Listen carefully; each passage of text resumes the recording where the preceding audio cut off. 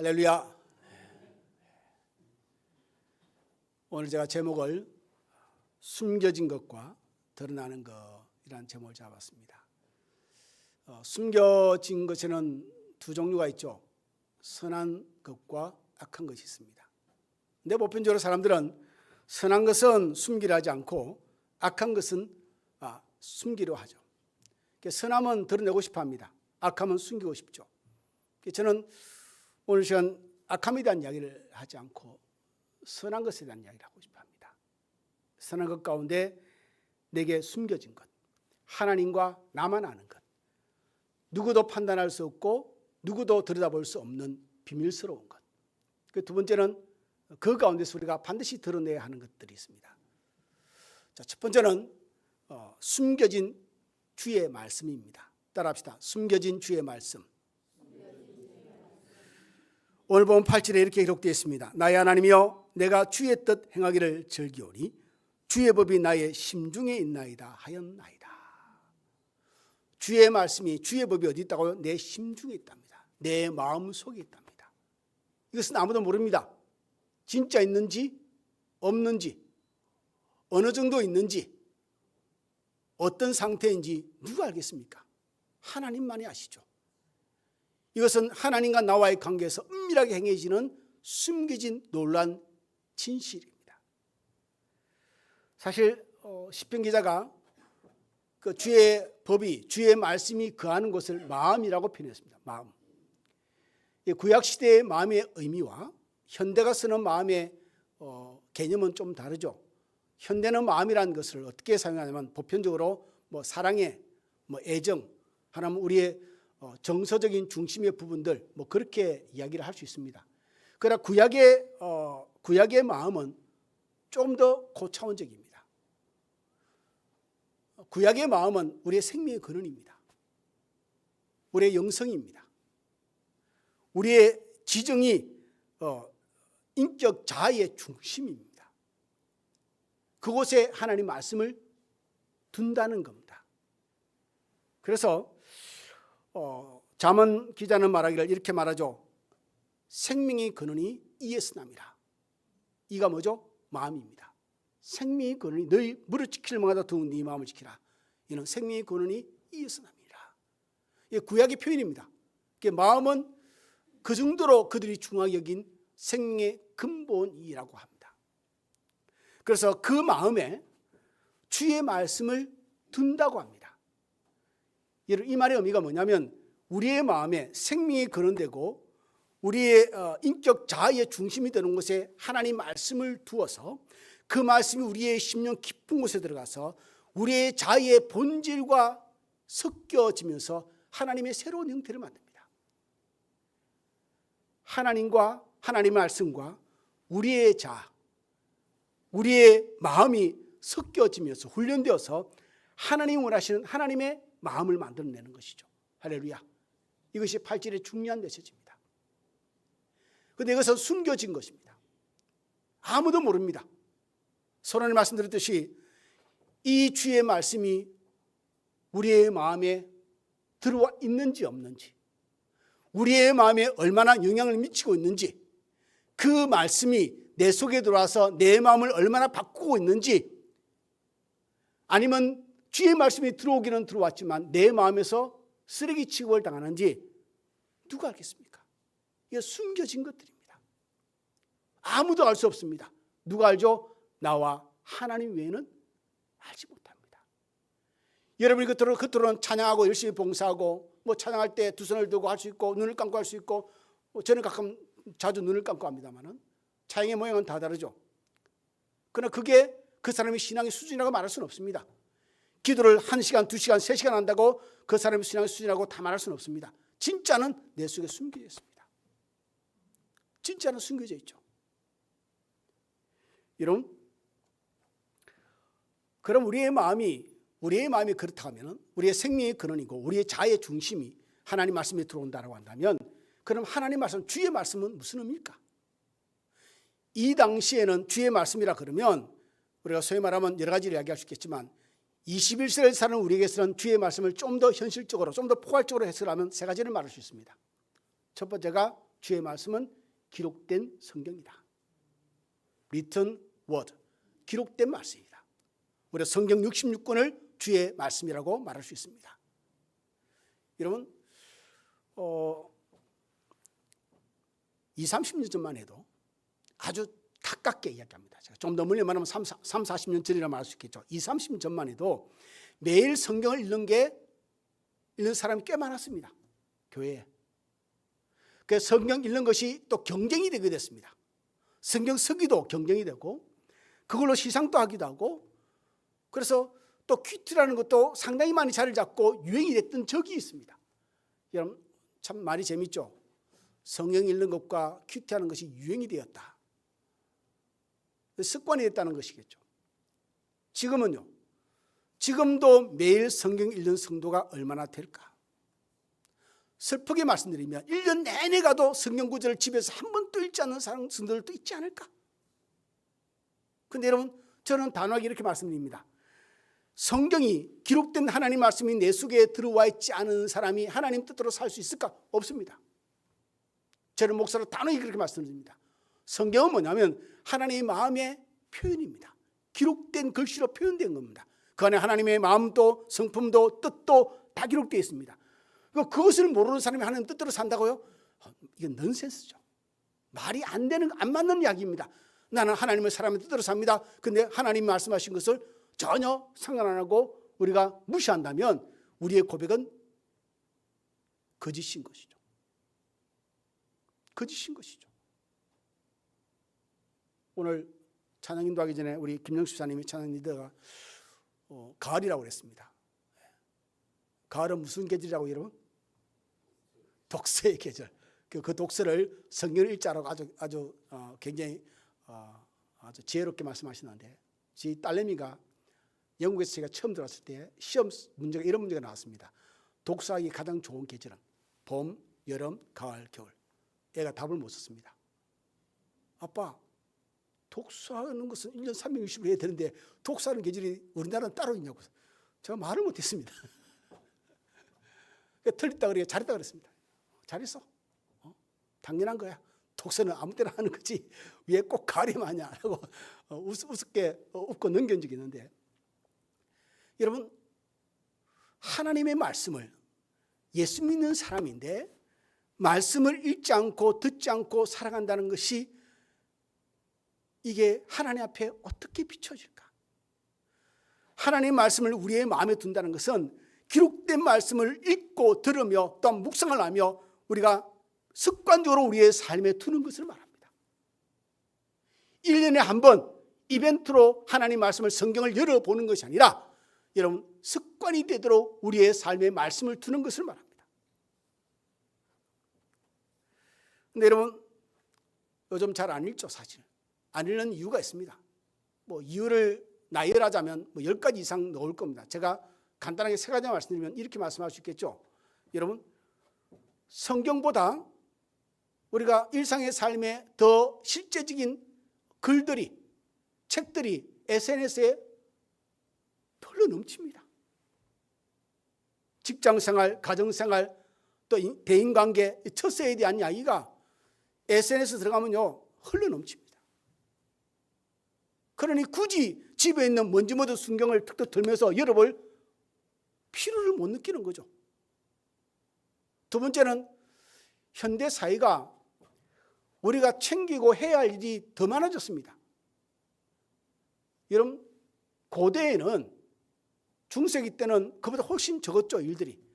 우리를 얽어매고 있는 일들이 굉장히 많습니다. 우리를 묶고 있는 끈들도 굉장히 많습니다. 그것들을 다 챙기려니 속된 말로 바빠서 성경을 못 읽습니다. 세 번째는 필요를 못 느낍니다. 굳이 성경을 찾아서 매일 읽어야 되냐? 주일을 와서 30분 설교 듣고 그것으로 만족할 수 있지 않느냐? 지난주에 연합신문에 실린 내용인데요. 20, 30대 직장인을 대상으로 조사를 했습니다. 질문이 뭐냐면은 직장생활하다가 일이 생기고 문제가 생기고 직장생활 내에서 상황이 안 좋은 상황이 생길 때 어떻게 하느냐라고 하니까 저희 세대는 뭐 직장 상사 아니면 선후배 아니면 집에 와서 부모님하고 이렇게 상의를 하고 뭐 지혜를 구하기도 하죠. 20, 30대 가운데 80%가요 AI한테 묻는답니다. 놀렐루야. AI한테 묻는 거죠. 소위 말하면 진이야 뭐 이렇게 불러가지고 예 주인님 그러면 야 이런 일인데 어떻게 할까? 어머니 저게 챗봇이라고 하나요? 뭐죠? 무슨 챗이라고 저게 하는 거 묻는 거. 예, 그걸 제가 한번 질문해 봤습니다. 박진양 목사가 누구냐? 와 정말 멋있게 대답을 하더라고요. 제주에서 목회를 하고 있는 목사로서 이렇게 신학을 이렇게 하고 아주 신실하게 목회하고 있는 훌륭한 목사입니다. 그래서 신학교 강의도 다니고 강의를 안 다니는데 그러니까 막 꾸며놓은 거예요. 막 여기 어디서 들은 이상한 이야기를 막. 그래서 그래도 좋아요. 좋은 말로 해놨으니까 아주 막 꾸며놨습니다. 얼마나 액세서리를 많이 붙여놨는지요. 어쩌면 그런 말들에 그리웠을지도 모르겠습니다. 사람들이 20, 30대 아이들이 AI에게 질문하는 것이 80%입니다. 아마 제 생각에는 90%, 100% 가지 않을까. 세대가 그렇습니다. AI 시대가 시작됐죠. 그러면 이게 갈수록 그게 더 확산되고 더 견고하고 더 깊어질 겁니다. 설교요. 주제 사랑하는 삶. 딱 치면은 1초 만에 설교 한 편이 나옵니다. 지정을 합니다. 25분짜리, 30분짜리, 40분짜리. 그러면 1초 안에 그 설교가 딱 만들어집니다. 그럼 이제 한 5년, 10년이 지나면요. 목사님들이 설교하기 위해서 일주일 10시간씩 고민할 필요가 없는 거죠. 주제 넣고 딱 치면 예화까지 쫙. 할렐루야. 후배들은 얼마나 목회하기 쉬워질까. 이런 세대가 되었습니다. 이런 세대가. 그러니 성경을 마음속에 둘 일이 없어지는 것이죠. 하여튼 시편 기자는 그렇습니다. 주의 말씀을 내 마음에 둔다는 것은 성경 기록된 말씀을 두는 겁니다. 두 번째, 주의 말씀, 주의 법이란 것은 나에게 임한 하나님의 뜻을 말합니다.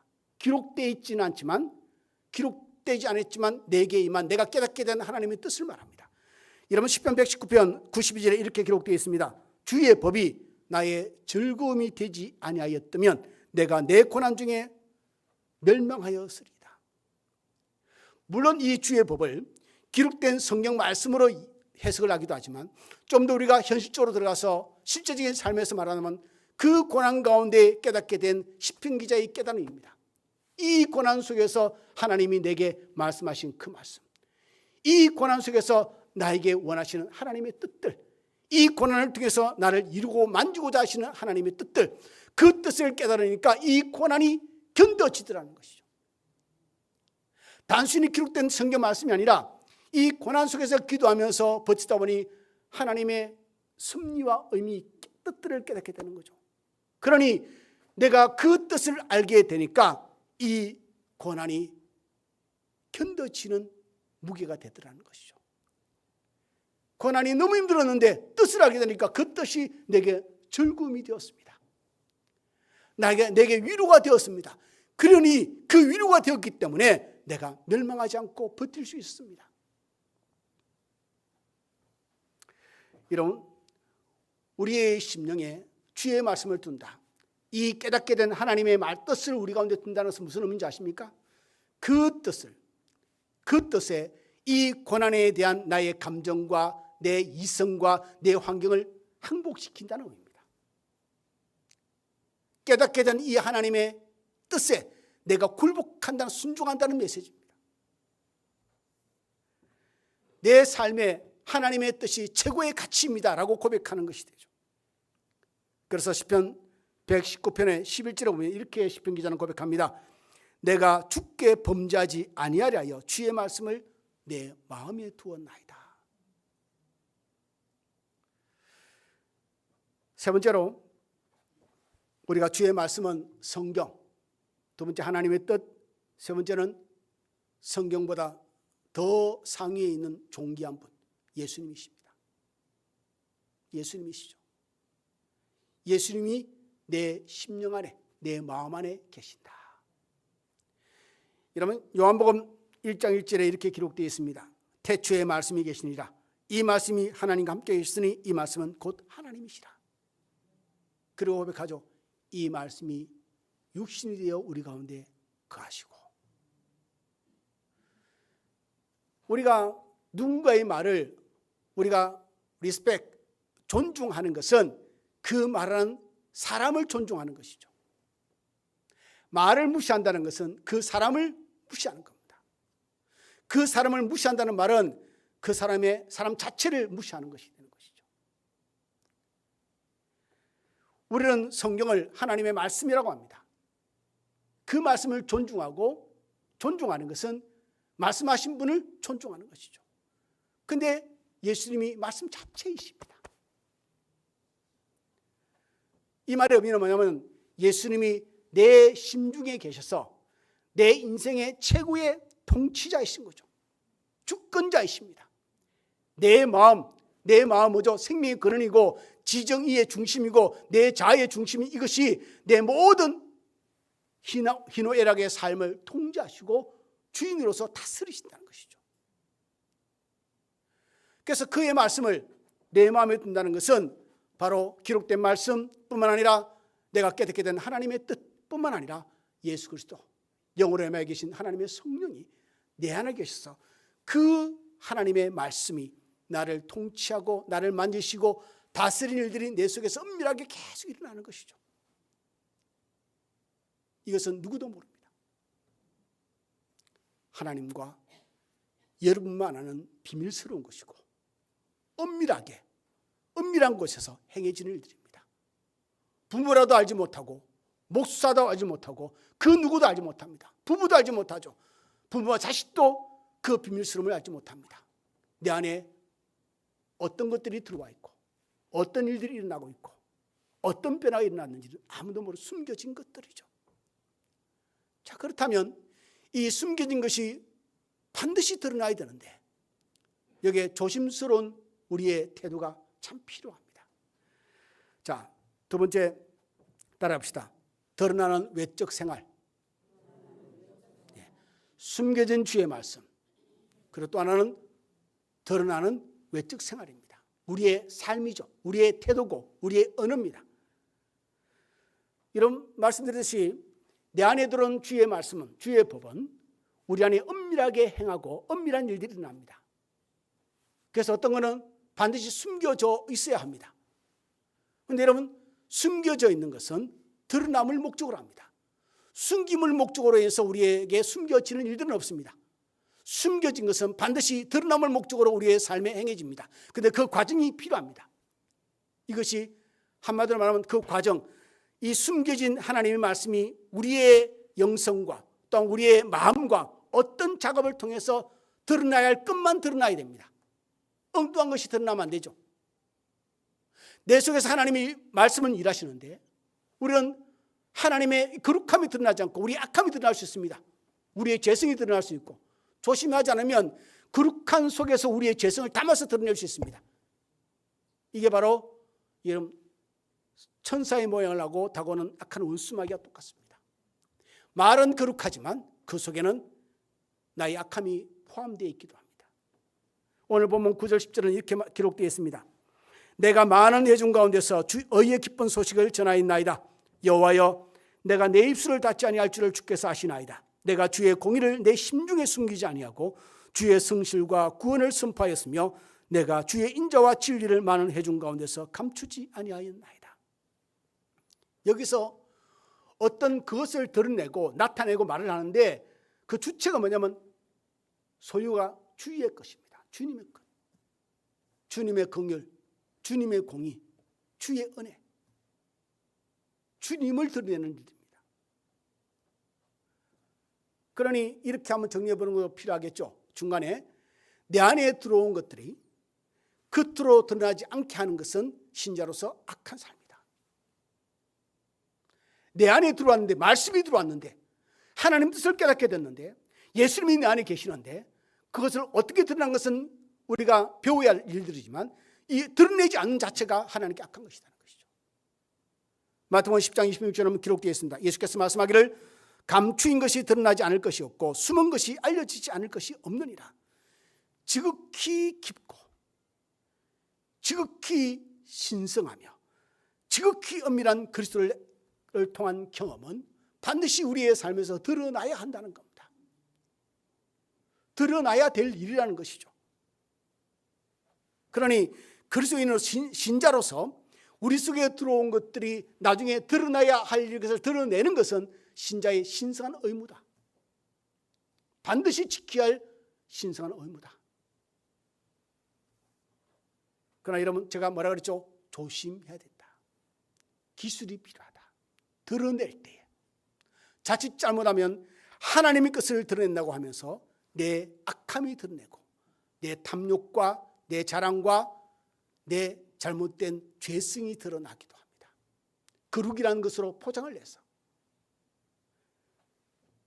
바울은 그는 천국에 갔다 왔음을 경험했습니다. 삼층천을 갔다 왔다고 그는 고백하는데 그의 평생의 사역 가운데 딱 한 번 고백합니다. 저와 여러분의 수준 같으면 동네반에 다 뜯고 다니겠죠. 바울은 갔다 온 것을 굉장히 조심스럽게 자신 속에서 다루었습니다.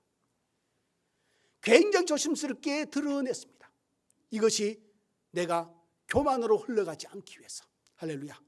이게 바울의 자기 속에 일어나는 은밀한 하나님의 일들에 대한 관점입니다. 관점.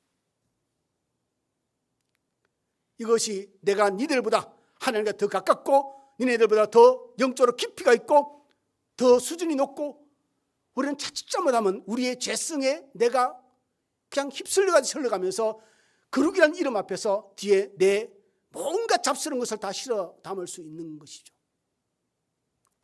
신앙이 얕은 사람일수록 이런 실수를 수없이 범합니다. 하나님을 이야기하면서 자신의 신앙을 자랑하고 내가 얼마나 당신보다 영적으로 깊으며 신앙적으로 지식이 있고 뛰어난지 이 마음이 내 속에서 같이 딸려갑니다. 그래서 그것을 하나님을 이야기하면서 내 이 깊은 이 수준 높은 것을 알아봐 주기를 기대하는 마음으로 가득 삼아서 이야기하는 거죠.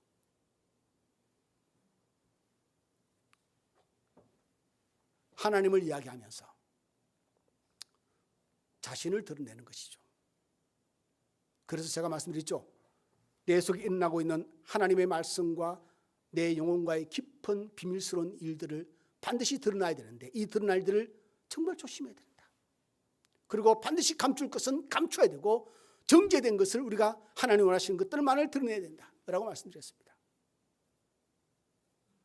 우리에게서 드러나는 일들은 하나님이 하시는 일들입니다. 소위 말하면 하나님의 말씀이 내 속에 들어와서 하나님 뜻이 내게 깨달아져서 주님이 내 안에 내주 내지하시면서 하나님의 성령이 임하면서 나를 통해서 하시고자 하시는 일들이 있습니다. 나를 통해서 하시고자 하시는 일들, 그리고 말하고 싶어 하시는 말들이 있습니다. 예레미야 20장 9절에 예레미야는 이렇게 고백합니다. 내가 다시는 여호와를 선포하지 아니하며 그의 이름으로 말하지 아니하리라 하면 나의 마음이 불붙는 것 같아서 골수에 사무치니 답답하여 견딜 수 없나이다. 다르게 표현하면 이런 겁니다. 주의 말씀이 내 속에 들어왔습니다. 성경을 읽고 깨달아지고 또한 고난 가운데서 환경 가운데서 깨달아진 하나님의 뜻을 알고 성령이 내 안에 예수께서 성령으로 우리가 거하시는데 그 무엇이 동기가 됩니다. 주의 말씀이 일하시면서 나로 하여금 드러내고 싶어서 견딜 수 없는 동기를 부여해 주십니다. 주의 말씀이 내 속에 들어와서 하시는 일들 중에 하나입니다. 그것을 말하는 거죠. 하나님의 말씀이 내 속에 들어와서 나를 통해 하시고 싶어 하시는 일, 나를 통해서 말씀하시고 싶어 하시는 말씀들, 그리고 내 속에 들어오신 주의 성령, 예수님이 나의 구주시고 주의 뜻을 깨닫게 되는데 그 뜻을 통해서 내가 얼마나 하나님께 보여줘야 할 주에 대한 충성과 사랑과 인내와 믿음과 헌신들. 그래서 예레미야도 말합니다. 무슨 이야기하죠? 내가 여호와를 선포하고 내가 주의 이름으로 말하려고. 오늘 본문도 9절 10절에 다 주님에 대한 이야기입니다. 주님에 대한 이야기.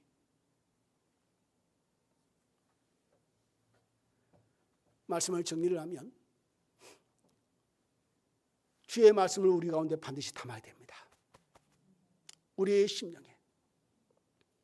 이 작업은 예수 믿는 사람으로서 죽을 때까지 습관으로 해야 됩니다. 습관으로. 성경 기록된 주의 말씀을 매일 읽으시기 바랍니다. 안 읽은 분, 1년에 가도 한 번도 안 읽는 분은 없겠죠. 설마, 물론 설마가 사람들 한다는 말도 있지만 저는 설마라고 얘기해 봅니다. 설마 여러분 가운데 1년이 360일 한 번도 집에서 성경을 읽지 않는 사람 없으리라고 저는 믿습니다. 그렇다면 그 횟수를 좀 더 많이 해보시기 바랍니다. 1년에 한 번 있습니까? 한 달에 한 번, 일주일에 한 번, 매일 한 번. 그리고 주보에 늘 올리는 이 묵상한 말씀을 가지고 귀치도 해보시기 바랍니다. 읽는 것으로 그치지 않고 말씀을 깊이 생각하고 묵상하고 하나님의 뜻을 알기 위해서 한번 애를 좀 써보시기 바랍니다. 이것이 신자에게는 절대적인 양식입니다. 내 영혼이 하나님 말씀을 만날 때만이, 우리 주님을 만날 때만이, 하나님의 성령의 운행하심에 충돌할 때만이 내 영혼이, 내 심령이, 내 마음이 바뀌게 됩니다. 내 인격이 바뀌게 되고 내 언어가 바뀌게 되고 내 삶이 달라지게 됩니다. 하나님의 말씀을 들어도 내 귀로만 듣고, 이런 사람들은 대부분 말이죠, 자랑을 합니다. 얼마나 성경에 대한 지식이 많은지, 하나님에 대한 지식이 많은지, 하나님이 어떤 분인지 허공을 치는 것입니다. 생명도 없고 가치도 없고 의미도 없습니다. 그 안에는 뭐가 있다고 그랬죠? 나에 대한 자랑이 포함되어 있습니다. 내가 얼마나 거룩한 사람인지, 신앙이 괜찮은 사람인지. 그러니 조심하라는 겁니다. 그리고 두 번째 말씀드렸죠. 드러내는 것을 조심하라. 그리고 반드시 드러낼 것을 드러내야 한다. 하나님이 나를 통해서 하시고 싶어 하신 일, 내 속에서 행하신 일들, 그리고 말하고 싶어 하시는 말들, 그 속에서 내가 하나님 말씀과 내 마음이 충돌하면서 내 속에 생겨난 하나님에 대한 충성과 순종과 헌신과 사랑들, 이것을 우리의 삶에 드러내야 된다는 것이죠. 반드시 이 약한 세대에서 내가 어떤 태도로 살아야 할지 하나님 말씀이 들어와서 내게 깨닫게 하시고 요구하시는 것들을 위해서 우리가 세상에 대한 태도를 분명히 해야 할 필요가 있다. 다시 한 번 말씀드립니다. 여러분, 하나님 말씀이 내 속에 들어와서 일하시는 것은 누구도 모릅니다. 아무도 모르는 일입니다. 숨겨진 일이죠. 하나님과 여러분만 압니다. 이 일에 여러분이 신실하시길 바랍니다. 누가 알아봐 주지 않는다 할지라도 하나님 말씀을 내 심령에 두는 일에 충성되길 바랍니다. 그래서 또 이번 한 주간 또 그 말씀이 내게 들어와서 이루어 놓으신 일들을 통해서, 하시는 말씀을 통해서 신실하게 하나님을 드리는 믿음의 삶을 살기를 바랍니다. 오늘 본문 9절 말씀을 제가 읽겠습니다. 10절 말씀을 읽겠습니다.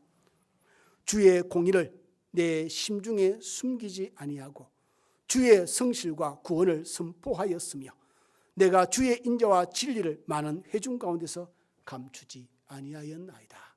아멘. 기도하겠습니다.